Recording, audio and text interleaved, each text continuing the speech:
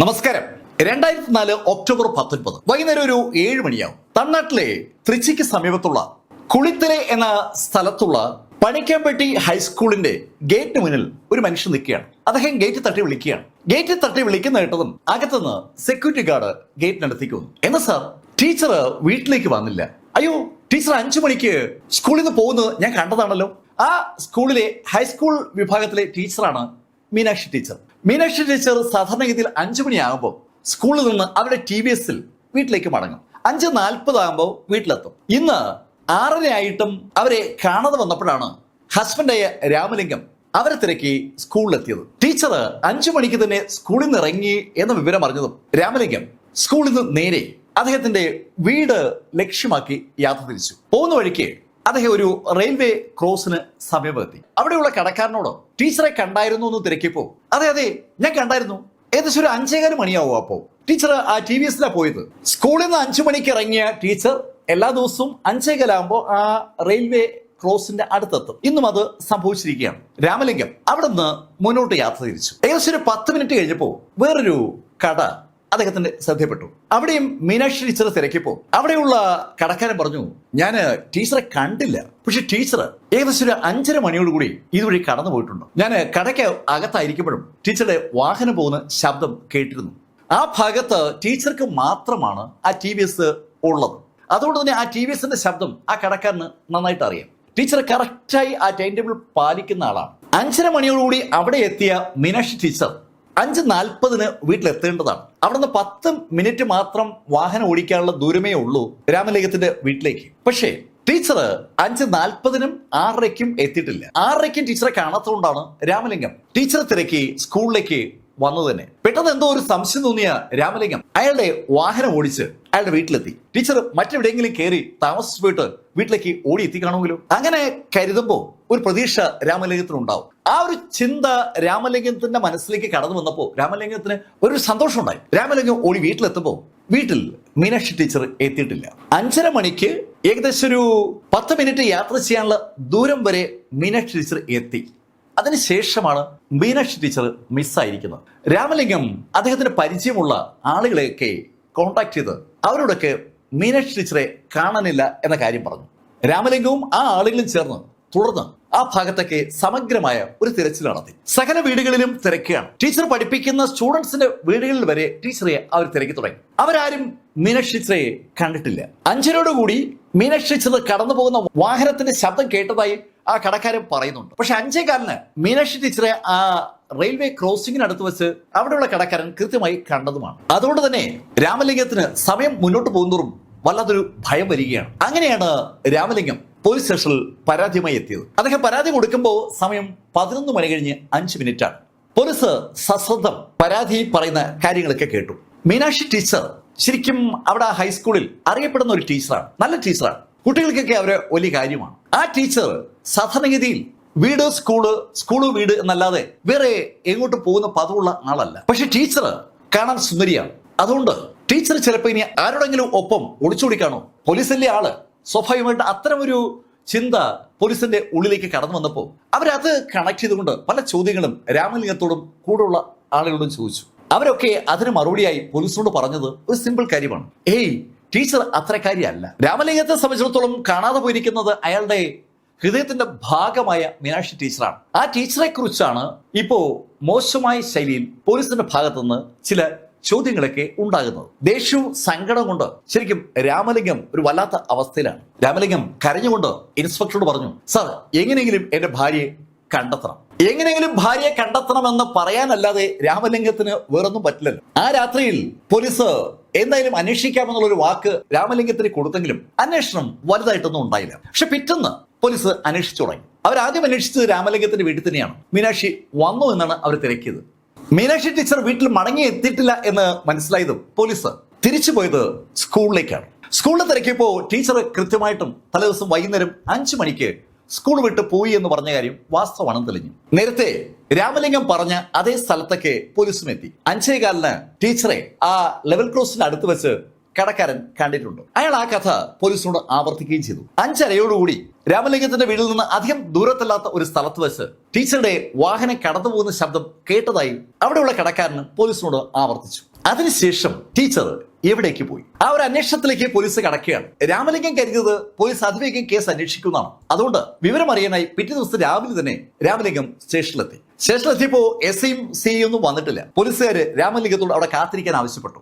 ഏകദേശം ഒരു ഉച്ചയോട് അടുപ്പിച്ചാണ് SI അന്ന് സ്റ്റേഷനിലേക്ക് വരുന്നത്.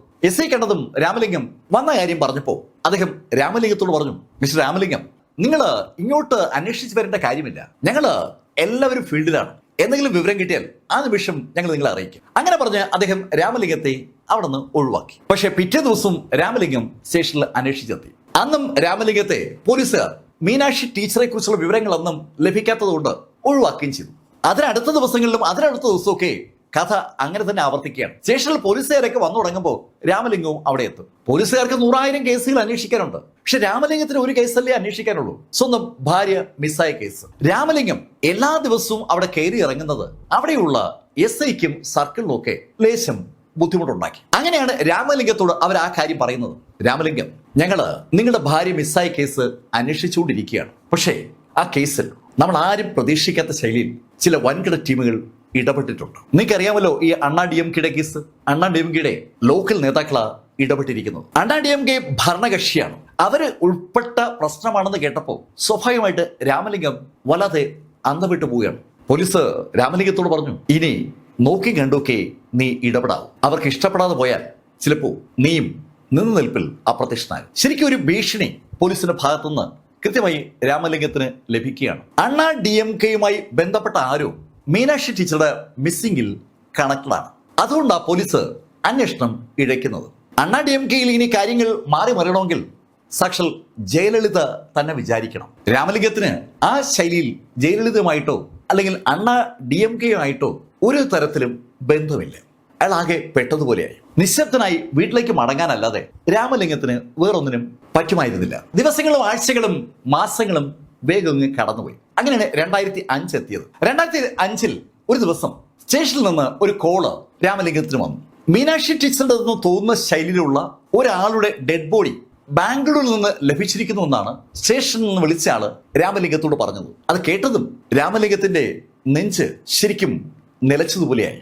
മീനാക്ഷി ടീച്ചറെ കാണാതായ അന്നു മുതൽ എവിടെയെങ്കിലും ടീച്ചർ ജീവിച്ചിരിപ്പുണ്ടാകുമെന്നുള്ള ഒരു പ്രതീക്ഷ രാമലിംഗത്തിനുണ്ടായിരുന്നു. ആ പ്രതീക്ഷയാണ് ഇതാ അസ്തമിക്കുന്നത്. എന്തായാലും രാമലിംഗം പോലീസുകാർ ആവശ്യപ്പെട്ട അനുസരിച്ച് അവർക്കൊപ്പം നേരെ ബാംഗ്ലൂർ എത്തി. അവിടെ മോർച്ചറിയിൽ ഒരു അജ്ഞാത സ്ത്രീയുടെ ഡെഡ് ബോഡി സൂക്ഷിച്ചിരിക്കുകയാണ്. ആ ഡെഡ് ബോഡി കണ്ട ആ നിമിഷത്തിൽ രാമലിംഗത്തിന് പെട്ടെന്ന് വല്ലാത്തൊരു സന്തോഷം ഫീൽ ചെയ്യാണ്. അത് മീനാക്ഷി അല്ല.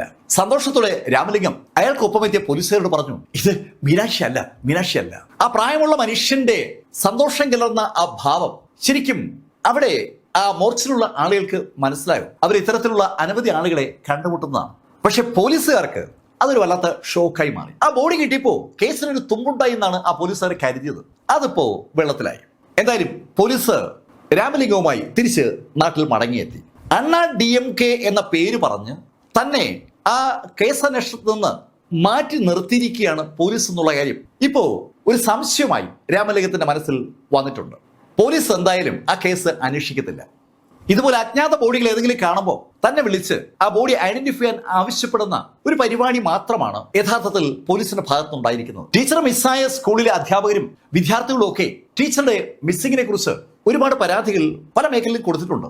ആ പരാതികൾ അങ്ങനെ നിലനിൽക്കുമ്പോൾ രാമലിംഗം ഒരു പ്രഗത്ഭനായ അഡ്വക്കേറ്റിന്റെ സഹായത്തോടുകൂടി മധുര ഹൈക്കോടതിയെ സമീപിച്ചു. തമിഴ്നാട്ടിൽ ചെന്നൈ ഹൈക്കോടതിയുടെ ബെഞ്ച് മധുരയിലുണ്ടല്ലോ. ആ മധുര ബെഞ്ചിൽ ഒരു ഹേബിയസ് കോർപ്പസ് ഹർജിയാണ് രാമലിംഗം ഫയൽ ചെയ്തത്. 2004 ഒക്ടോബർ 19 മുതൽ കാണാതായിരിക്കുന്ന തന്റെ ഭാര്യയെ കോടതിയിൽ ഹാജരാക്കാൻ പോലീസിന് നിർദ്ദേശം കൊടുക്കണമെന്ന് ആവശ്യപ്പെട്ടുകൊണ്ടുള്ള രാമലിംഗത്തിന്റെ ആ ഹർജി ഫയൽ സ്വീകരിച്ച ഹൈക്കോടതി അദ്ദേഹത്തിന് ആവശ്യാനുസരണം ഒരു ഉത്തരവിട്ടു. മീനാക്ഷി ടീച്ചറുടെ മിസ്സിംഗ് അന്വേഷിക്കാനായി ക്രൈംബ്രാഞ്ച് CIDയോടാണ് ഹൈക്കോടതി ആവശ്യപ്പെട്ടത്. ശരിക്കും ഹൈക്കോടതിക്ക് ആ കേസിലെ കാര്യങ്ങൾ കേട്ടപ്പോൾ വല്ലാത്തൊരു അതിശയം തോന്നിയിരുന്നു. ഗവൺമെന്റ് ഹൈസ്കൂളിലെ ഒരു ഹൈസ്കൂൾ അധ്യാപികയാണ് തികച്ചും ദുരൂഹമായ സാഹചര്യത്തിൽ സ്കൂളിൽ നിന്ന് വീട്ടിലേക്കുള്ള യാത്രയിൽ മിസ്സായിരിക്കുന്നത്. പക്ഷെ ആ കേസ് അന്വേഷിച്ച ആ പോലീസ് സ്റ്റേഷനിലെ കേസ് ഡയറി വിളിച്ചു വരുത്തിയ ഹൈക്കോടതി ആ കേസ് ഡയറിയിൽ കണ്ട കാര്യങ്ങൾ വായിച്ച് ഞെട്ടിപ്പോവുകയാണ്. ശരിക്കും അന്വേഷണമേ നടന്നിട്ടില്ല എന്നതാണ് സത്യം. അവിടെ ഇവിടെയൊക്കെ ചില കാട്ടിക്കൂട്ടലുകൾ നടത്തിയിട്ടുണ്ടെന്നല്ലാതെ സീരിയസ് ആയി ഒരു അന്വേഷണവും നടന്നിട്ടില്ല. ഒരു ഗവൺമെന്റ് ജീവനക്കാരി തികച്ചും ദുരൂഹമായ സാഹചര്യത്തിൽ പട്ടാപ്പകൽ ഡ്യൂട്ടി കഴിഞ്ഞ് പോകുന്ന സമയത്ത് മിസ്സാവുക, എന്നിട്ട് അതറിഞ്ഞിട്ടും പോലീസ് അന്വേഷിക്കാതിരിക്കുക, കേട്ടുകേൾവില്ലാത്ത ഒരു കാര്യമാണ് സംഭവിച്ചിരിക്കുന്നത്. അതിരൂക്ഷമായി സർക്കാരിനെയും പോലീസിനെയും വിമർശിച്ചുകൊണ്ടാണ് കേസന്വേഷണം ക്രൈംബ്രാഞ്ച് CIDക്ക് ഹാൻഡ് ഓവർ ചെയ്യാൻ കോടതി ഗവൺമെന്റിനോട് ആവശ്യപ്പെട്ടത്. എന്തായാലും സർക്കാർ അതിവേഗം പ്രതികരിച്ചു. അവര് ക്രൈംബ്രാഞ്ച് CIDക്ക് കേസന്വേഷണം ഹാൻഡ് ഓവർ ചെയ്തു. കോടതി അത്തരത്തിലൊരു വിധി നടത്തുന്നത് 2006 തുടക്കത്തിലാണ്. ഭവനേശ്വരി എന്ന വ്യക്തിയാണ് കേസന്വേഷണം ഏറ്റെടുത്ത CBCIDയിലെ ഉദ്യോഗസ്ഥൻ. അദ്ദേഹം ഈ മീനാക്ഷി ടീച്ചറുടെ മിസ്സിംഗ് കേസുമായി ബന്ധപ്പെട്ട് അതുവരെ കളക്ട് ചെയ്തിരിക്കുന്ന എല്ലാ ഇൻഫർമേഷനും വായിച്ചു, കേസ് ഡയറിയും പരിശോധിച്ചു. വളരെ വളരെ നിരുത്തരവാദപരമായ ഒരു കേസന്വേഷണമാണ് ആ വിഷയത്തിൽ നടന്നിരിക്കുന്നതെന്നുള്ള കാര്യത്തിൽ ആ റിപ്പോർട്ട് വായിച്ചു തുടങ്ങിയ ആ നിമിഷം തന്നെ ഭവനേശ്വരി എത്തിച്ചേർന്നു എന്നുള്ളതാണ് സത്യം. സാധാരണഗതിയിൽ ഇതിനേക്കാളും ഒരുപാട് ദൂരേക്ക് ഒരു കേസന്വേഷണം പോകേണ്ടതാണ്. അങ്ങനെയുള്ള ഒരു അന്വേഷണവും ഈ കേസിൽ നടന്നിട്ടില്ല. അതിന്റെ കാരണം എന്താണ് എന്നതിനെ കുറിച്ച് ഭവനേശ്വരിക്ക് വ്യക്തമായ ധാരണയില്ലെങ്കിലും ഈ കേസ് സീരിയസ് ആയി അന്വേഷിക്കാൻ അദ്ദേഹം തീരുമാനിച്ചു. അദ്ദേഹം ആ ദിവസത്തെ മീനാക്ഷി ടീച്ചറുടെ ആ യാത്ര ഒന്നുകൂടി ഒന്ന് ഡ്യൂപ്ലിക്കേറ്റ് ചെയ്ത് നോക്കുകയാണ്. 5 മണി സ്കൂളിൽ നിന്ന് മീനാക്ഷി ടീച്ചർ അവരുടെ ആ TVSൽ പുറത്തേക്ക് ഇറങ്ങിയാണ്. കൃത്യം 15 മിനിറ്റ് കഴിഞ്ഞപ്പോൾ ആ ക്രോസിംഗിന്റെ ഭാഗത്ത് ടീച്ചർ എത്തുന്നു. അതുപോലെ സമീപത്തുള്ള കടക്കാരനുമായി ട്രെയിൻ പോകുന്നവരെ ടീച്ചർ സംസാരിച്ചുകൊണ്ടിരിക്കുന്നു. ട്രെയിൻ പോയി കഴിഞ്ഞപ്പോൾ ടീച്ചർ ആ TVS സ്റ്റാർട്ടാക്കി ലൈൻ ക്രോസ് ചെയ്ത് അവരുടെ വീട്ടിലേക്ക് യാത്ര ചെയ്യുകയാണ്. ഏകദേശം 5:30 മണിയോടുകൂടി ടീച്ചറുടെ വീടിന് സമീപത്തുള്ള കടയുടെ അകത്തുള്ള ആള് ആ TVS പോയി ശബ്ദം കേൾക്കുന്നു. അത്രയും ഭാഗം ഭവനേശ്വരിയും ടീമും ഒരിക്കൽ കൂടി യാത്ര നടത്തി കൺഫേം ആക്കി. കേസ് അന്വേഷിച്ച പോലീസ് സംഘവും മീനാക്ഷി ടീച്ചർ സമയത്ത് വീട്ടിലെത്താത്ത വിവരം പറഞ്ഞ് സ്കൂളിൽ നിന്ന് അന്വേഷിച്ചു തുടങ്ങിയ രാമലിംഗവും പറഞ്ഞിരിക്കുന്ന കാര്യങ്ങൾ അതുപോലെ തന്നെയാണ് സംഭവിച്ചിരിക്കുന്നത്. ആ മൊഴികളിൽ ഒന്നും വൈരുദ്ധ്യമില്ല. ഇപ്പോൾ കൃത്യമായിട്ട് ഒരു കാര്യം അറിയാം. ആ കടയുടെ മുൻവശത്ത് നിന്ന് രാമലിംഗത്തിന്റെ വീട് വരെയുള്ള ആ ദൂരം, അതാണ് മിസ്സിംഗ് പ്ലേസ്. അവിടെ വെച്ച് മീനാക്ഷി ടീച്ചർക്ക് എന്തോ സംഭവിച്ചിരിക്കുകയാണ്. മീനാക്ഷി ടീച്ചർക്ക് എന്ത് സംഭവിച്ചിരിക്കാം എന്നതിനെ കുറിച്ച് ഇപ്പോൾ ഒരു ധാരണ ഈ SPക്ക് ഉണ്ട്. അതിന്റെ കാരണം സ്കൂളിൽ അദ്ദേഹം നടത്തിയ ഒരു എൻക്വയറിയാണ്. ആ എൻക്വയറി നടക്കുന്ന സമയത്ത് സ്കൂളിലെ ടീച്ചേഴ്സ് മീനാക്ഷി ടീച്ചറെ കുറിച്ച് ഓർമ്മിച്ചെടുത്ത് പറഞ്ഞ ഒരു കാര്യമുണ്ട്. ടീച്ചർ എപ്പോഴും നിറയെ ആഭരണം ധരിച്ചിരിക്കും. നല്ല രസമുള്ള സ്വർണ്ണമാലയും വളകളും കമ്മലും മോതിരവും ഒക്കെ അണിഞ്ഞ് മാത്രമേ ടീച്ചർ സ്കൂളിൽ വരാറുള്ളൂ. ഓരോ സാരിക്കും അനുയോജ്യമായ കമ്മലുകളെ ടീച്ചർ അണിയുക. ഞങ്ങൾ ആ കാര്യം ടീച്ചർ എപ്പോഴും പറയാറുണ്ട്. ടീച്ചർക്ക് അത് കേൾക്കാൻ വലിയ ഇഷ്ടവുമാണ്. ടീച്ചറുടെ കൈവശമുള്ള ആഭരണങ്ങളൊക്കെ ടീച്ചർ അങ്ങനെ മാറി മാറി ഇട്ടുകൊണ്ട് വരും. ആ ഡയലോഗുകൾ സ്വാഭാവികമായിട്ടും ഭവനേശ്വരി രേഖപ്പെടുത്തി എടുക്കുന്നുണ്ട്. അദ്ദേഹത്തിന് ആ ഡയലോഗിനകത്ത് ഒരു കാര്യമുള്ളതായി ഒരു ഫീലുണ്ട്. ധാരാളം ആഭരണം അണിഞ്ഞാണ് മീനാക്ഷി ടീച്ചർ സ്കൂളിൽ വരികയും പോവുകയും ചെയ്യുന്നത്. ഒരു ഗ്രാമമായതുകൊണ്ട് അങ്ങനെ ആഭരണം അണിഞ്ഞ് വരുന്നതിൽ വലിയ തെറ്റില്ല എന്നൊരു ധാരണ മീനാക്ഷി ടീച്ചർക്ക് ഉണ്ടായിരുന്നു. പിന്നെ അവരുടെ വാഹനത്തിലാണ് വരികയും പോവുകയും ചെയ്യുന്നത്. ആഭരണം അണിയാൻ ഇഷ്ടമുള്ളത് കൊണ്ടാണ് അവർ ആഭരണം വാങ്ങുന്നതും ആ ആഭരണം അണിയുന്നതും. എന്ന് പറഞ്ഞ് ഓവറായിട്ട് ആഭരണം അണിയുമെന്ന് ചോദിച്ചാൽ അങ്ങനെയില്ല. സ്കൂളിലെ കുട്ടികളുടെ ശ്രദ്ധ തെറ്റിക്കത്തക്ക ശൈലിയിലുള്ള ആഭരണമൊന്നും അവർ അണിയത്തില്ല. നല്ല രസമുള്ള ഒരു മാല അണിയും, അതുപോലെ രസമുള്ള വളകളിടും. കമ്മല് മിക്കവാറും സാരിയുടെ നിറത്തിന് അനുയോജ്യമായതായിരിക്കും. പിന്നെ ഉള്ളത് മോതിരമാണ്. പക്ഷേ ഇവിടെ ഒരു വിഷയമുള്ളത്, ഈ പറഞ്ഞ ആഭരണങ്ങളെല്ലാം കൂടി കൂട്ടി നോക്കിയാൽ ഒത്തിരി സ്വർണം വരും. സാധാരണഗതിയിൽ വാഹനത്തിലൊക്കെ യാത്ര ചെയ്ത് സ്കൂളിലെത്തുന്ന ടീച്ചേഴ്സൊക്കെ അണിയുന്ന മാലയേക്കാൾ കട്ടിയുള്ള മാലയാണ് മീനാക്ഷി ടീച്ചർ അണിയുന്നത്. വാഹനത്തിൽ യാത്ര ചെയ്യുമ്പോൾ കൂടെ കയറുന്ന കള്ളന്മാരും കള്ളികളും ടീച്ചർമാരുടെ കഴുത്തിലുള്ള മാല അടിച്ചു മാറ്റാനുള്ള ഒരു സാധ്യതയുണ്ട്. ധാരാളം ചെയിൻ സ്നാക്കേഴ്സ് ഉണ്ടല്ലോ ഇവിടെ. പക്ഷെ മീനാക്ഷി ടീച്ചർക്ക് അങ്ങനെ ഒന്നും പേടിക്കേണ്ട. ടീച്ചർ എപ്പോഴും സ്വന്തം വാഹനത്തിൽ വരികയും പോവുകയും ചെയ്യുന്ന ആളാണ്. അതുമല്ല, അവരവരുടെ സ്വന്തം ഗ്രാമത്തിലൂടെയാണ് കടന്നു വരുന്നത്. യാത്രയുടെ ഭൂരിഭാഗവും അവരുടെ ഗ്രാമത്തിലൂടെയാണെന്ന് പറയാം. അതുകൊണ്ട് തന്നെ അവർക്ക് ഒരു ഭയവും അങ്ങനെ യാത്ര ചെയ്തതിൽ ഉണ്ടായിരുന്നില്ല. അത് ഈ ടീച്ചേഴ്സുമായി സംസാരിക്കുന്ന കൂട്ടത്തിൽ ഭുവനേശ്വരി മനസ്സിലാക്കുകയും ചെയ്തു. രാമലിംഗത്തോട് സംസാരിച്ചപ്പോഴും ആ കാര്യം ഏതാണ്ട് ഉറപ്പിച്ചതാണ്. നാട്ടുകാരോടും കടക്കാരോടും ഒക്കെ സംസാരിക്കുമ്പോൾ അവരൊക്കെ അത് ഉറപ്പിച്ചു പറഞ്ഞു. ടീച്ചർ അങ്ങനെ അധികം ആഭരണം ധരിക്കത്തില്ല, പക്ഷെ ആഭരണം ധരിക്കും. മോഷണ ശ്രമം ആണോ ടീച്ചറുടെ മിസ്സിങ്ങിന് പിന്നിലെന്ന് അറിയാനാണ് യഥാർത്ഥത്തിൽ ഭുവനേശ്വരി അത്രയും ഡീറ്റെയിൽ ആയിട്ട് ആ വിവരങ്ങൾ ശേഖരിക്കുന്നത്. എന്തായാലും ആ വിവരശേഖരണം നടത്തിയ ഭുവനേശ്വരി ഇപ്പോ അവസാനമായി ടീച്ചറുടെ വാഹനത്തിന്റെ ശബ്ദം കേട്ട ആ കടയുടെ മുന്നിൽ നിൽക്കുകയാണ്.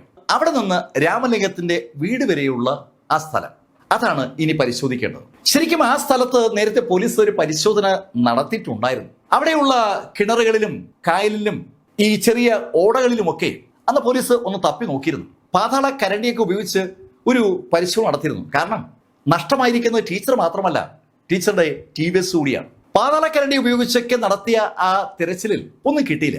ടീച്ചർ ആ TVS ഓടിച്ച് എങ്ങോട്ടോ പോയിരിക്കുകയാണ്. അല്ലെങ്കിൽ ടീച്ചറേയും TVSനും കൂടി ആരോ ഏതോ വാഹനത്തിൽ കയറ്റി എങ്ങോട്ടോ കൊണ്ടുപോയി. അങ്ങനെ ഒരു ധാരണയാണ് തുടക്കത്തിലെ അന്വേഷണ സംഘത്തിന് ഉണ്ടായിരുന്നത്. അതുകൊണ്ടാണ് അന്വേഷണം അവര് അവിടെ വെച്ചങ്ങ് മതിയാക്കിയത്. ഇപ്പോ ഭവനേശ്വരിക്ക് ആ കാര്യം മനസ്സിലാകുന്നുണ്ട്. എന്നാലും ഒരിക്കൽ കൂടി ആ സ്ഥലം ഒന്ന് അരിച്ചു പറക്കാൻ ഭവനേശ്വരി തീരുമാനിച്ചു. നല്ല വാഴത്തോപ്പുകളുള്ള അതേസമയത്ത് കാടുമുള്ള ഒരു പ്രദേശത്തു കൂടിയാണ് ടീച്ചറെ കടന്നു പോകേണ്ടത്. ആ കാടുള്ള ഭാഗം അതാണ് ഇപ്പോൾ ഭവനേശ്വരിയെ അലട്ടുന്ന ഒരു സ്ഥലം. ശരിക്കും വിജനമായ ഒരു ഏരിയയിലൂടെ ടീച്ചർക്ക് കുറച്ചു നേരം വാഹനം ഓടിക്കേണ്ടി വരും. ഒരു 5-6 മിനിറ്റ് അത്ര സമയം മാത്രമേ ടീച്ചർക്ക് ആ വിജനമായ വനത്തിനകത്തൂടി വാഹനം ഓടിക്കേണ്ടതുള്ളൂ. പക്ഷെ അത് അപകടകരമായ ഒരു സ്ഥലമാണ്. ആരെങ്കിലുമൊക്കെ ആ വനത്തിനകത്ത് പതുങ്ങി നിൽക്കുകയാണെങ്കിൽ അവർക്ക് ടീച്ചറെ അപകടപ്പെടുത്താൻ വളരെ എളുപ്പം പറ്റും. അങ്ങനെ എന്തെങ്കിലും സംഭവിച്ചു കാണോ? ആ ഒരു ധാരണയിലേക്ക് ഭവനേശ്വരിയും അന്വേഷണ സംഘവും എത്തിയപ്പോൾ അവര് രാമലിംഗത്തിന്റെ വീട്ടിൽ നിന്ന് ആ കാട് തുടങ്ങുന്നവരെയുള്ള ഭാഗം വിശദമായ തിരച്ചിലിന് വിധേയമാക്കി. റോഡിന്റെ ഇരുഭാഗവും അവര് തിരഞ്ഞു എന്ന് പറയാം. അവിടെ മുഴുവൻ അരിച്ചു പറക്കിയിട്ടും ഒന്നും കിട്ടിയില്ല. ധാരാളം ഈ ജലാശയങ്ങളൊക്കെ അവിടേക്ക് ഉണ്ട്. ആ ജലാശയങ്ങളൊക്കെ മുങ്ങൽ വിദഗ്ധരെ ഉപയോഗിച്ച് തിരച്ചിൽ നടത്തി നോക്കി. അതിനകത്തൊന്നും ഒന്നും കിട്ടിയില്ല. വാഹനവുമില്ല, മീനാക്ഷി ടീച്ചറും ഇല്ല. ഹൈക്കോടതി സർക്കാരിനോട് എത്രയും പെട്ടെന്ന് മീനാക്ഷി ടീച്ചറെ കണ്ടെത്തി കോടതിയിൽ റിപ്പോർട്ട് ചെയ്യാൻ ആവശ്യപ്പെട്ടിരിക്കുകയാണ്. ജീവനോടെയോ അല്ലാതെയോ ഹൈക്കോടതിക്ക് മീനാക്ഷി ടീച്ചറെ കുറിച്ചുള്ള വിവരം നൽകിയേ പറ്റൂ. ഭവനേശ്വരൻ ടീമും ആ കാടുമായി ബന്ധപ്പെട്ട് അന്വേഷിക്കാൻ കഴിയുന്ന എല്ലാ സ്ഥലവും അരിച്ചു പറക്കി അന്വേഷിച്ചു. അതിനുശേഷം അവർ ഈ വാഴത്തോട്ടത്തിലോട്ട് കടന്നു. അവിടെ ഈ വാഴപ്പണകൾക്കിടയിൽ ധാരാളം ചെറിയ ചെറിയ തോടുകളുണ്ട്. ആ തോട്ടിൽ നിന്ന് വെള്ളം കോരി ഈ വാഴയ്ക്ക് ഒഴുക്കിയാണ് പതിവ്. അങ്ങനെയുള്ള തോട്ടിലെങ്ങാനും ഇനി ടീച്ചർ വീട് പോയിട്ടുണ്ടാവും. പക്ഷെ ഇപ്പം വർഷം 2 അതിനുശേഷം ഇഷ്ടംപോലെ വാഴകൃഷി അവിടെ നടന്നിട്ടുണ്ട്. അങ്ങനെ ടീച്ചറും ആ TVSും കൂടി അത്തരം ഒരു വാഴപ്പണയിൽ വീണ് പോയിട്ടുണ്ടെങ്കിൽ എപ്പോഴേ കിട്ടേണ്ടതാണ്. പ്രതീക്ഷ തീരെ ഇല്ലാഞ്ഞിട്ടും അവിടെയും ഭവനേശ്വരി സംഘവും ഒരു അന്വേഷണം നടത്തി നോക്കി. ഒരു ഫലം ഉണ്ടായില്ല. രാമലിംഗത്തിന്റെ വീട് മുതൽ രാമലിംഗത്തിന്റെ ഭാര്യ മീനാക്ഷി ടീച്ചറുടെ വാഹനം കടന്നുപോയ ശബ്ദം അവസാനം കേട്ട കട വരെ ഭവനേശ്വരി സംഘവും ഒരു വൻ തിരച്ചിൽ നടത്തിയിട്ടും മീനാക്ഷി ടീച്ചറെ സമ്മതിക്കുന്ന ഒന്നും കിട്ടിയില്ല. ശുദ്ധ ശൂന്യതയിൽ മീനാക്ഷി ടീച്ചർ അങ്ങ് ലയിച്ച് ചേർന്നിരിക്കുകയാണ്. അവരെ എങ്ങോട്ട് പോയി, എവിടേക്ക് പോയി, എന്താണ് അവർക്ക് സംഭവിച്ചത്, ഒരു പിടിയില്ല. സ്വാഭാവികമായി ഈ അന്വേഷണത്തെക്കുറിച്ചുള്ള വാർത്തകളൊക്കെ ധാരാളമായി പത്രങ്ങളിൽ വരുന്നുണ്ട്. ന്യൂസ് ചാനലുകളും ഇത് റിപ്പോർട്ട് ചെയ്യുകയാണ്. ഒരു ഹൈസ്കൂൾ അധ്യാപകയെ പട്ടാപ്പകൽ കാണാതാവുക. അവരെങ്ങോട്ട് പോയെന്നോ അവരുടെ വാഹനം എവിടെ പോയെന്നോ ഒരു വിവരവും ആർക്കുമില്ല. അങ്ങനെ ഇരിക്കുമ്പോൾ ഒരു ദിവസം പോലീസ് സ്റ്റേഷനിലേക്ക് ഒരു കോള് വന്നു. ആ കോള് ലഭിച്ചതിന്റെ അടിസ്ഥാനത്തിൽ പോലീസ് സംഘം ഈ രാമലിംഗത്തിന്റെ വീട്ടിലേക്ക് പോകുന്ന ഭാഗത്തുള്ള ആ വാഴത്തോട്ടത്തിലേക്ക് ഓടിയെത്തിയിരിക്കുകയാണ്. വിവരമറിഞ്ഞ് ഭവനേശ്വരിയും സംഘവും അവിടെ എത്തി. അവിടെ ആ വാഴത്തോട്ടത്തിനകത്ത് പുതിയ വാഴകൾ വെക്കാൻ വേണ്ടി ഒരു പുതിയ പണ ഉണ്ടാക്കാനുള്ള ശ്രമം നടക്കുമ്പോഴാണ് തികച്ചും അപ്രതീക്ഷിതമായി ആ പണയ്ക്കുള്ളിൽ നിന്ന് ഒരു അസ്ഥികൂടം ജോലിക്കാർക്ക് ലഭിക്കുന്നത്. ഉടൻ തന്നെ അവർ ആ വിവരം പോലീസിനെ അറിയിച്ച അടിസ്ഥാനത്തിലാണ് അവരെല്ലാവരും കൂടി ഓടിയെത്തിയിരിക്കുന്നത്. വിവരം പറഞ്ഞ് നാടായ നാട് മുഴുവൻ അവിടേക്ക് ഒഴുകി എത്തുകയാണ്. വാഴപ്പണയ്ക്കകത്ത് ഒരു അസ്ഥികൂടം. ഫോറൻസിക് ടീമും അവിടേക്ക് പാഞ്ഞെത്തി. ആ അസ്ഥികൂടം കിടന്ന സ്ഥലത്ത് വേറെ ചില കാര്യങ്ങൾ കൂടി ഫോറൻസിക് ടീം കണ്ടെത്തുകയാണ്. അത് ഒരു സിൽക്ക് സാരിയാണ്. പച്ച നിറത്തിലുള്ള ഒരു സിൽക്ക് സാരി ഏതാണ്ട് പൊടിഞ്ഞു തുടങ്ങാറായ ഘട്ടത്തിൽ അതിനകത്തുണ്ട്. ആ അസ്ഥികൂടത്തിന്റെ കാലിൽ ഒരു വെള്ളി കൊലുസുണ്ട്. കയ്യിൽ ഒരു ബ്രേസ്ലെറ്റ് ഉണ്ട്, അതും വെള്ളിയിലുള്ളതാണ്. ഒരു മോതിരമുണ്ട്, അതും വെള്ളിയിലുള്ളതാണ്. വെള്ളി മോതിരം, വെള്ളി ബ്രേസ്ലെറ്റ്, വെള്ളി കൊലുസ്, അത് ധരിച്ച ഒരു അസ്ഥികൂടം. ആ അസ്ഥികൂടത്തെ പരിശോധിച്ച ഫോറൻസിക്കാര് ഉടൻ തന്നെ പോലീസിനോട് പറഞ്ഞു അതൊരു സ്ത്രീയുടെ അസ്ഥികൂടമാണ്. വിദഗ്ധ പരിശോധനയ്ക്ക് ശേഷമേ അവരുടെ ഏജ് നിർണ്ണയിക്കാൻ പറ്റുള്ളെങ്കിലും ഒരു ഏകദേശ ഏജ് ഫോറൻസിക് ടീമിന്റെ വിദഗ്ധർ അപ്പോൾ തന്നെ പോലീസിന്റെ ശ്രദ്ധപ്പെടുത്തി. ആ സ്ത്രീ മരിക്കുമ്പോൾ അവർക്ക് 30 വയസ്സിന് മുകളിൽ പ്രായം ഉണ്ടായിരിക്കും. അക്കാര്യം ഉറപ്പാണ്. എല്ലുകൾ പരിശോധിക്കുന്ന വിദഗ്ധർക്ക് ഈ എല്ല് പരിശോധനയിലൂടെ ഒരാളുടെ പ്രായം അറിയാൻ പറ്റും. അതിവിദഗ്ധരാണ് ഈ ഫോറൻസിക് ടീമുമായി ബന്ധപ്പെട്ടുള്ളത്. അവരുടെ ആ നിഗമനം ഒരു വല്ലാത്ത ഞെട്ടൽ നമ്മുടെ ഭവനേശ്വരിക്കും ടീമിനും ഉണ്ടാക്കിയെന്ന് പറയാം. കാണാതെ പോയിരിക്കുന്ന മീനാക്ഷി ടീച്ചറുടെ പ്രായവും ഈ 30-35 അങ്ങനെ ഒരു സംശയം തോന്നിയതും ഭവനേശ്വരി രാമലിംഗത്തെ അവിടേക്ക് വരുത്താനുള്ള ഏർപ്പാട് ചെയ്തു. രാമലിംഗം ഇപ്പോ വീടിനകത്ത് തന്നെ ഒറ്റയ്ക്കിരിപ്പാണ്. അയാളുടെ എല്ലാമായ ഭാര്യ മീനാക്ഷി ടീച്ചറെ കാണാതായിട്ട് വർഷം 2 ആയിരിക്കുകയാണ്. ടീച്ചറെ കുറിച്ച് ആലോചിച്ച് അങ്ങനെ വീട്ടിൽ കുത്തിയിരിക്കുമ്പോഴാണ് പോലീസ് അദ്ദേഹത്തെ ഈ വാഴപ്പണയിലേക്ക് കൊണ്ടുവരുന്നത്. അവിടെ ആ വാഴപ്പണയിൽ അദ്ദേഹം ആ അസ്ഥികൂടത്തിനടുത്ത് കുനിഞ്ഞ് ആ അസ്ഥികൂടത്തെ പരിശോധിക്കുന്ന സമയത്താണ് രാമലിംഗത്തിന്റെ കണ്ണുകൾ ആ പച്ച നിറത്തുള്ള പട്ടുസാരിയിൽ പതിക്കുന്നത്. അയാൾക്കൊരിക്കലും മറക്കാനാവാത്ത ഒരു പട്ടുസാരിയാണ് അയാൾ അവിടെ കണ്ടത്. മീനാക്ഷി ടീച്ചർ മരിക്കുന്നതിന് തൊട്ടു മുമ്പുള്ള ബർത്ത്ഡേക്ക് മീനാക്ഷി ടീച്ചർക്ക് രാമലിംഗം വാങ്ങിക്കൊടുത്ത പട്ടുസാരിയാണ് ആ അസ്ഥികൂടത്തിന് സമീപത്തായി കിടക്കുന്നത്. പട്ട് മണ്ണിൽ അങ്ങനെ വേഗം ലയിച്ചു പോകത്തില്ല. ആ സാരിയെ കെട്ടിപ്പിടിച്ചുകൊണ്ട് രാമലിംഗം ഉറക്കെ കരയാൻ തുടങ്ങി. രാമലിംഗം കരയുന്ന കണ്ടപ്പോൾ തന്നെ കൂടെ നിൽക്കുന്ന ആളുകൾക്ക് കാര്യം മനസ്സിലായി. അത് മീനാക്ഷി ടീച്ചറുടെ അസ്ഥികൂടമാണ്. 2 കൊല്ലമായി സകലരെയും അമ്പരപ്പിക്കുന്ന ആ മിസ്സിംഗ് കേസിന് ഇതാ ഒരു അറുതി ഉണ്ടാവുകയാണ്. മിസ്സായ മീനാക്ഷി ടീച്ചർ ഇതാ അസ്ഥികൂടമായി അവിടെ കിടക്കുകയാണ്. മീനാക്ഷി ടീച്ചർ സ്കൂളിലേക്ക് പോകുന്ന സമയത്ത് അണിഞ്ഞിരുന്ന സ്വർണ്ണമാലയും സ്വർണ്ണ മോതിരവും സ്വർണ്ണ വളകളും പക്ഷെ ആ ബോഡിയിലില്ല. ദേഹത്തുണ്ടായിരുന്ന ബാക്കി വസ്ത്രങ്ങളൊക്കെ ഇല്ല എന്ന് തന്നെ പറയാം. അത് വലിച്ചു കീറപ്പെട്ടതാണോ ദ്രവിച്ചു പോയതാണോ എന്ന് വ്യക്തമായും തിരിച്ചറിയാൻ കഴിയാത്ത ശൈലിയിലെ കാര്യങ്ങൾ. എന്തായാലും ആ സാരി അസ്ഥികൂടത്തിൽ നിന്ന് അല്പം മാറ്റി ആ കുഴിയിലിട്ടിരിക്കുകയാണ്. അത് ഒരു കാര്യം വ്യക്തമാക്കുകയാണ്. ടീച്ചറുടെ ബോഡിയിൽ നിന്ന് ആ വസ്ത്രം അഴിച്ച് എടുക്കപ്പെട്ടിരുന്നു. അവരുടെ ബോഡിയിൽ നിന്ന് വസ്ത്രം അഴിച്ചെടുത്തു എന്ന് പറയുമ്പോൾ അതൊരു കാര്യത്തിലേക്ക് വിരൽ ചൂണ്ടുകയാണ്. ടീച്ചർ സുന്ദരിയാണ്. സുന്ദരിയായ ടീച്ചറെ വിജനമായ ആ സ്ഥലത്ത് വെച്ച് ആരെങ്കിലും ബലാത്കരമായി കീഴ്പ്പെടുത്തി റേപ്പ് ചെയ്തത് കാണും. അങ്ങനെ സംഭവിച്ചതിനിടയിൽ അവർ കൊല്ലപ്പെട്ടതായിരിക്കും. ഒരുപാട് ചോദ്യങ്ങൾ ആ നിമിഷം സകലരുടെയും മനസ്സിലേക്ക് ഇങ്ങനെ പൊട്ടി വിടരുകയാണ്. സ്വാഭാവികമായിട്ടും ടീച്ചർ ആണ് മരിച്ചെന്നുള്ള ആ ധാരണ ശരിയാകണമെങ്കിൽ വേറെ ചില കാര്യങ്ങൾ കൂടി കൈകാര്യം ചെയ്യേണ്ടി വരും. DNA പരിശോധന. ടീച്ചറുടെ അച്ഛനും അമ്മയും ജീവിച്ചിരിപ്പുണ്ടോ? അവരെ സംഭവ സ്ഥലത്തെത്തിച്ചു. അവരുടെ DNA സാമ്പിളിൽ ശേഖരിച്ചു. ആ അസ്ഥികൂടവുമായി ബന്ധപ്പെട്ട DNA സാമ്പിളിന്റെ ശേഖരണവും നടന്നു. അത് മാച്ച് ചെയ്യപ്പെട്ടു. പോസ്റ്റ്മോർട്ടം നടപടികൾ നടക്കുന്ന സമയത്ത് ആ എല്ലുകൾ പരിശോധിച്ച് കൂടുതൽ ഒന്നിലേക്കും പോസ്റ്റ്മോർട്ടം ചെയ്ത ഡോക്ടേഴ്സിന് എത്താൻ പറ്റില്ല എന്നാണ് സത്യം. പക്ഷെ അവരും ആ കാര്യം ഉറപ്പാക്കി. മരിച്ചിരിക്കുന്ന ആൾക്ക് 30-നും 35-നും ഇടയിലാണ് പ്രായം. മരിക്കുന്നതിന് തൊട്ടു മുമ്പ് അവരുടെ പുറത്ത് ബലപ്രയോഗം നടന്നിട്ടുണ്ട്. അവരുടെ കാലുകൾ വലിച്ച് വിടർത്താൻ ശ്രമിച്ചിട്ടുണ്ട്. അതൊരു റേപ്പിനെ സൂചിപ്പിക്കുന്നതാണ്. പക്ഷെ ആ എല്ലിൻകൂടത്തിനെ നോക്കി അങ്ങനെ കൃത്യമായി പറയാൻ കഴിയുമെന്ന് ചോദിച്ചാൽ ഇല്ല.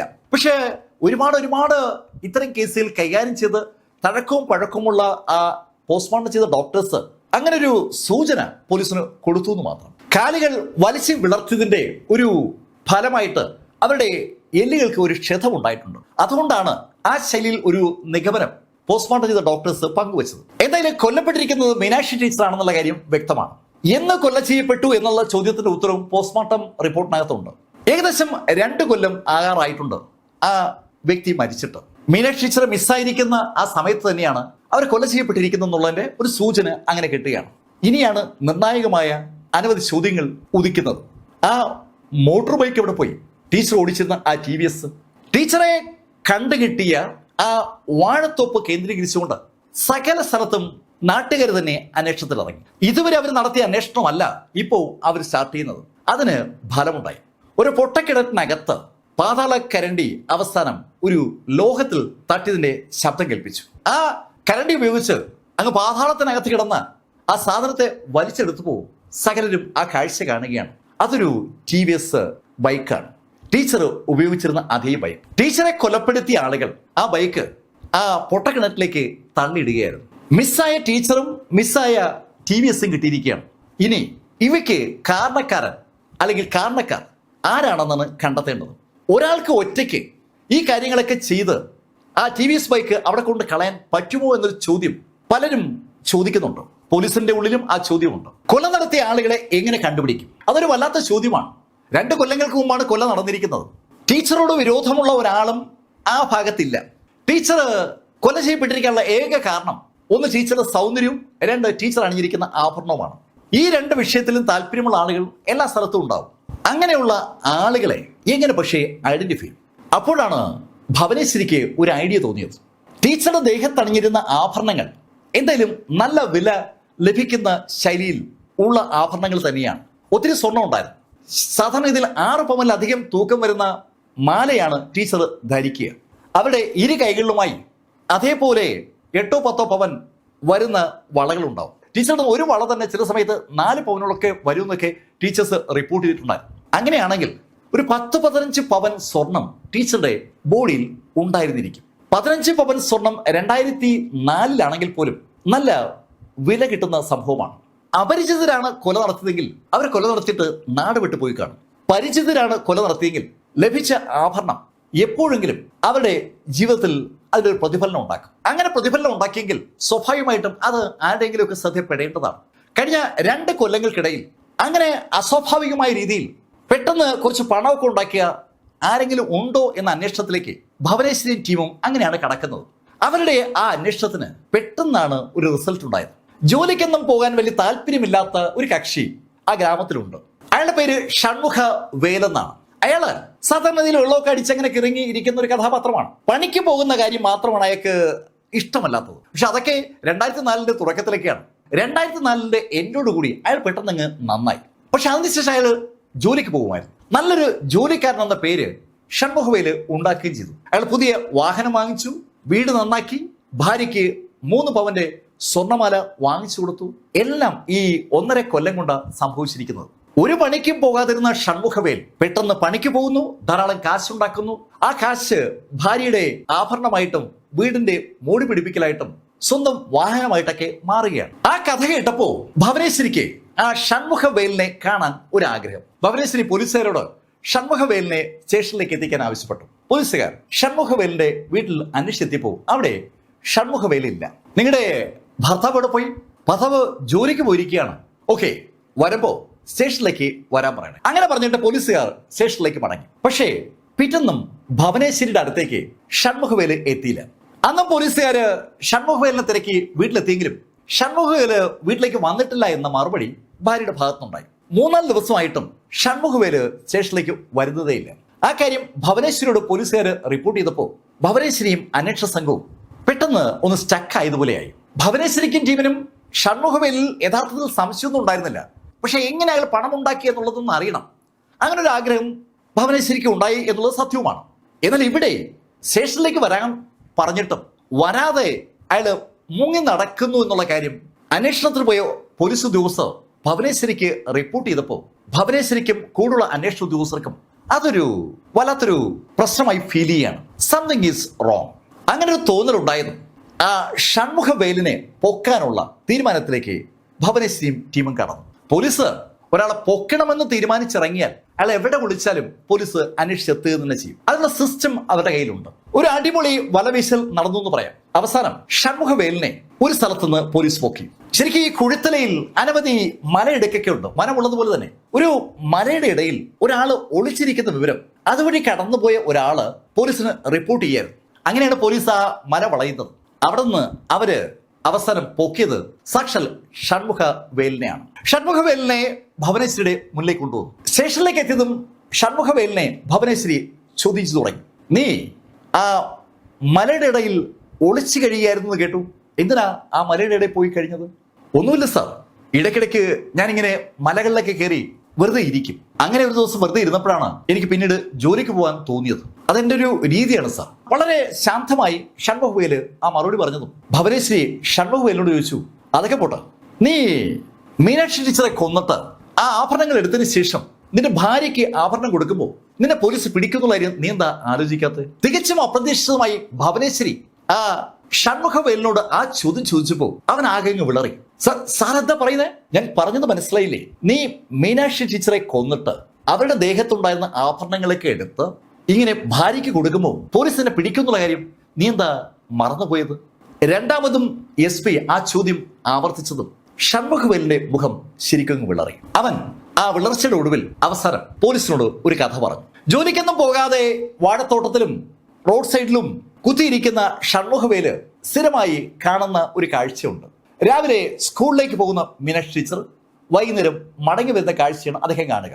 സ്കൂളിലേക്ക് പോകുമ്പോഴും മടങ്ങി വരുമ്പോഴും ടീച്ചർ അണിഞ്ഞിരിക്കുന്ന ആഭരണങ്ങൾ പതുക്കെ പതുക്കെ ഷൺമുഖവേലിന്റെ ശ്രദ്ധയിലേക്ക് വന്നിരുന്നു.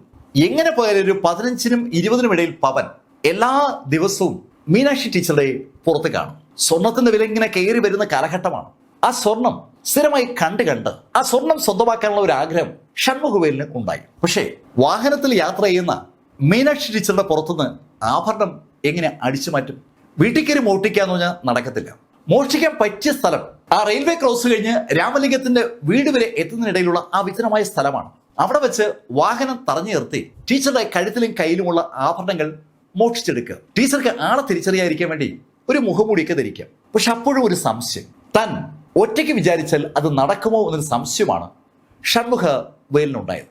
അങ്ങനെയാണ് ഷൺമുഖവേൽ അയാളുടെ മനസ്സിലെ ഐഡിയ ഒരാളോട് പങ്കുവെച്ചത്. ഈ ഷൺമുഖവേലിന്റെ ഒരു ഫോട്ടോ കോപ്പി ആയിട്ട് വേറൊരു കഥാപാത്രമുണ്ട്. അയാളുടെ പേരാണ് കുമാർ.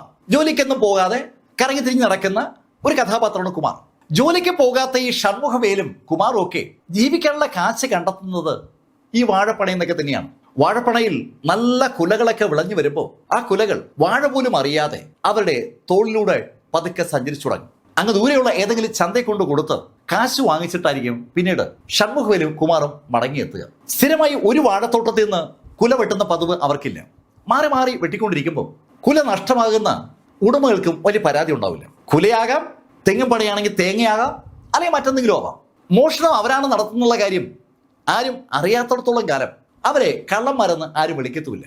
അങ്ങനെ ഈ മോഷണ മേഖലയിൽ സൗഹൃദമുള്ള കുമാറും ഷൺമുഖവേലും ഒന്നിച്ചു കൂടിയപ്പോൾ ഷൺമുഖവേൽ കുറച്ചുകൂടി നല്ലൊരു മോഷണത്തിന്റെ സാധ്യത കുമാറിന് മുന്നിൽ അവതരിപ്പിച്ചു. എടാ കുമാറെ, എത്ര നാളെന്ന് വെച്ചാടാ നമ്മൾ ഈ വാഴയും തേങ്ങയൊക്കെ മോഷ്ടിച്ച് ജീവിക്കണം? മോഷ്ടിക്കണമെങ്കിൽ കുറച്ചുകൂടി നല്ല ഐറ്റംസ് മോഷ്ടിക്കണം.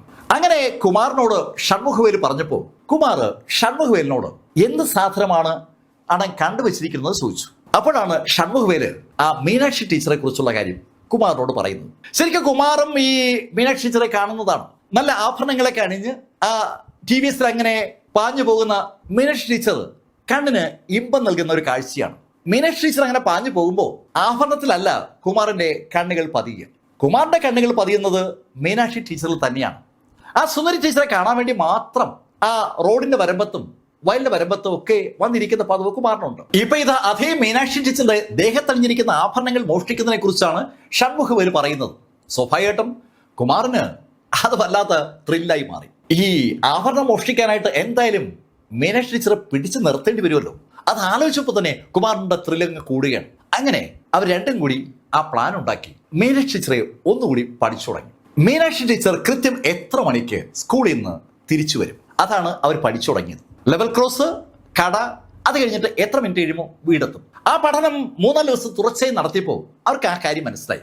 മീനാക്ഷി ടീച്ചറെ അപകടപ്പെടുത്താൻ ഉദ്ദേശിക്കുന്നുവെങ്കിൽ അതിന് പറ്റിയ സ്ഥലം ആ കാട് തന്നെയാണ്. അവിടെ ആ സമയത്ത് സാധാരണ രീതിയിൽ വേറെ വാഹനങ്ങളും ആളുകളും ഉണ്ടാവാൻ സാധ്യതയില്ല. അങ്ങനെയാണ് അവർ ആ ഒക്ടോബർ 19 എന്ന ദിവസം തിരഞ്ഞെടുത്തത്. അതുപോലെ മീനാക്ഷി ടീച്ചർ ആ TVS-ൽ അങ്ങനെ വരികയാണ്.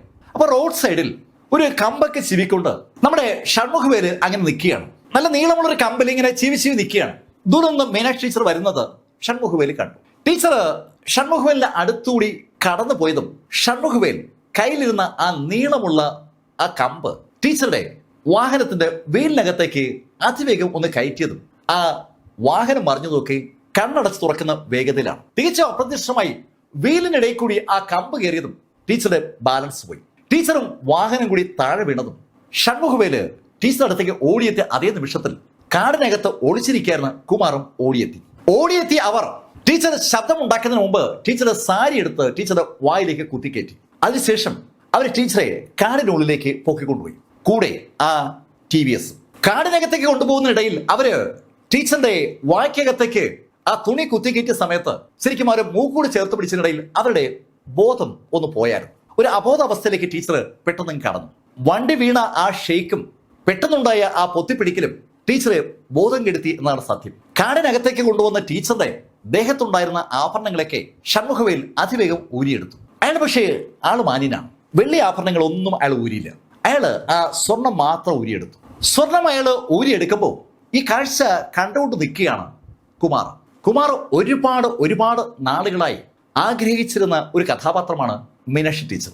അവരിത് ഒറ്റയ്ക്ക് തക്കത്തിന് കിട്ടിയിരിക്കുകയാണ്. ഷൺമുഖവേല് ആഭരണം ഊരിയെടുത്തിട്ട് അവിടുന്ന് പോകാൻ തുടങ്ങുമ്പോൾ കുമാർ പറഞ്ഞു, ഏയ് വേൽ നിക്ക്, ഇവിടെ ഇങ്ങനെ വിട്ടാൽ ശരിയാവില്ല. അങ്ങനെ പറഞ്ഞ കുമാർ അതിവേഗം ടീച്ചറുടെ ഡ്രസ്സുകൾ അഴിച്ചെടുത്തു. തുടർന്ന് കുമാർ ഷൺമുഖവേലിന്റെ സാന്നിധ്യത്തിൽ തന്നെ ടീച്ചറെ റേപ്പ് ചെയ്തു. ആ കാഴ്ച സ്വാഭാവികമായിട്ടും ഷൺമുഖവേലിനെയും ആ കാര്യം ചെയ്യിക്കാൻ പ്രേരിപ്പിക്കുകയായിരുന്നു. ടീച്ചറെ ഷൺമുഖവേലും റേപ്പ് ചെയ്തു. ഇപ്പൊ ആ രണ്ടുപേരുടെ മുഖത്തും മുഖംമൂടി ഉണ്ടായിരുന്നില്ല. ഇതിനിടയിൽ ടീച്ചർ കണ്ണു തുറക്കുകയും ചെയ്തു. ടീച്ചർ അവരെ തിരിച്ചറിയുകയും ചെയ്തു. ടീച്ചർ അവരെ തിരിച്ചറിഞ്ഞ സ്ഥിതിക്ക് ടീച്ചറെ പിന്നെ വെച്ചുകൊണ്ടിരിക്കാൻ പറ്റില്ല എന്ന് ബോധ്യം വന്ന അവർ ടീച്ചറെ കഴുത്ത് ചരിച്ച് അവിടെ വിട്ട് തന്നെ ടീച്ചറെ കൊല്ലുകയായിരുന്നു. ടീച്ചറെ കൊലപ്പെടുത്തിയതിനു ശേഷം ടീച്ചർ ബോഡി എന്ത് ചെയ്യാം എന്നതിനെ കുറിച്ച് ഒരു ആലോചനയിലേക്ക് കുമാറും ഷൺമുഖവേലും കടന്നു. എവിടെ ടീച്ചറെ അവർ കുഴിച്ചിട്ടാലും ആ ഭാഗമൊക്കെ നാളെ പോലീസ് തിരക്കാൻ സാധ്യതയുണ്ട്. അപ്പോഴാണ് താഴെ വാഴപ്പണയിൽ പണി നടക്കുന്ന കാര്യം ഷൺമുഖവേലിന്റെ ശ്രദ്ധയിൽപ്പെട്ടത്. നേരത്തെ ആ വാഴപ്പണയിൽ ഒരുപാട് നേരം ഷൺമുഖം ഉണ്ടായിരുന്നു. മണ്ണ് കോരിയിട്ടുകൊണ്ടിരിക്കുകയാണ് അവിടെ ഒരു സ്ഥലത്ത്. അവിടെ ഒരു കുഴി ഇപ്പോൾ ഉണ്ടായിട്ടുണ്ട്. ആ കുഴിക്കകത്തേക്ക് മണ്ണ് ഇട്ടുകൊണ്ടിരിക്കുകയാണ്. അത് നേരത്തെ നോട്ട് ചെയ്ത ഷൺമുഖവേല് കുമാർ ഒന്നിച്ച് ടീച്ചറെ അവിടെ നിന്ന് പൊക്കിയെടുത്ത് നേരെ കൊണ്ടുവന്നത് ആ വാഴപ്പണയിലേക്കാണ്. അവിടെ ഒരു കുഴി പകുതി എടുത്തിട്ടിരിക്കുകയാണ്. യഥാർത്ഥത്തിൽ കുഴി മുഴുവൻ എടുക്കുകയും പിന്നീട് അതിനകത്ത് മണ്ണിടുകയും ചെയ്തുകൊണ്ടിരിക്കുകയാണ്.